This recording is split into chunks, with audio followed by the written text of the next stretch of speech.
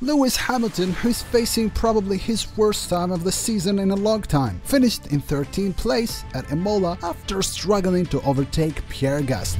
This was the second time in all the 37-year-old career to cross the line outside the points since 2013. So Jacques Villeneuve, the 97 Formula 1 world champion and the actual F1 commentator, said that sometimes champions can just decide they have had enough. What does this statement mean? Can Hamilton really leave the competition and quit that easy?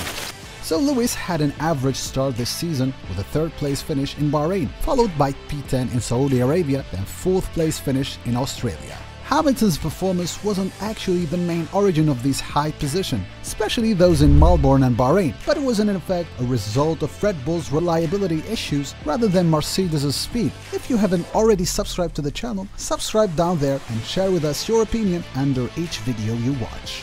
Commenting on this, the Canadian Jacques Villeneuve wrote in his column for Formula 1, will he even reach the end of this season? Are things going that much serious at the Mercedes' home?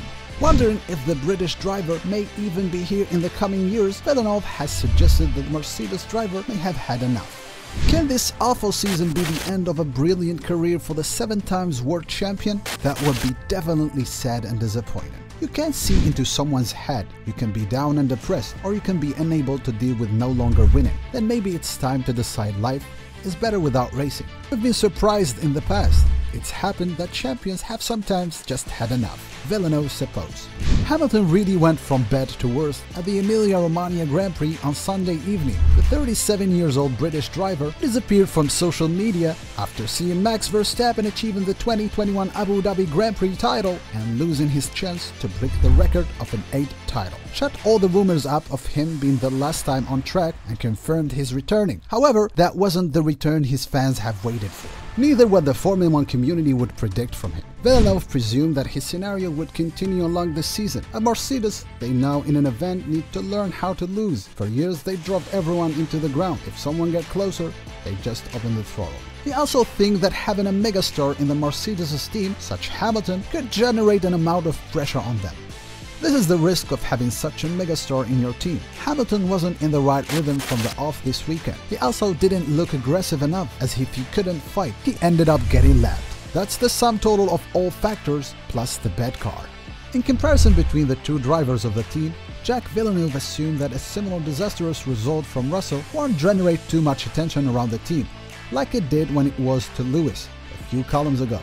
I was already wondering how they will handle this within the team. At Imola, we already saw Toto Wolff has difficulty controlling himself. His radio message after the race spoke volumes. That wasn't only aimed at Hamilton, but the whole world.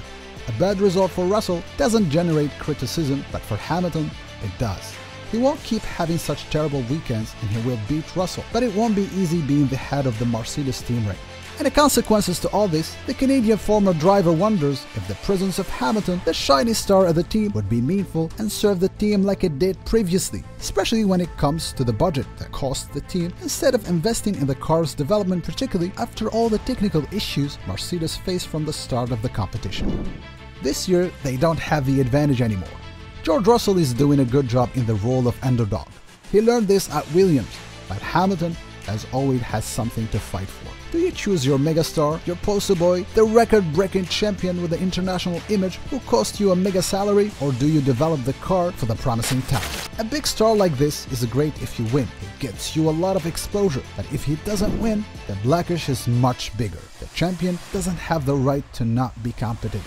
What do the coming days hide for Hamilton? Can he get back in his champion shape, or could it be the end of an unforgettable Formula 1 driver? Forthcoming days will answer this. Stick around, we as usual are trying to provide you with all the newest updates. If you have enjoyed the video, like it and share it with your friends and Formula 1 fans. See you in the next video.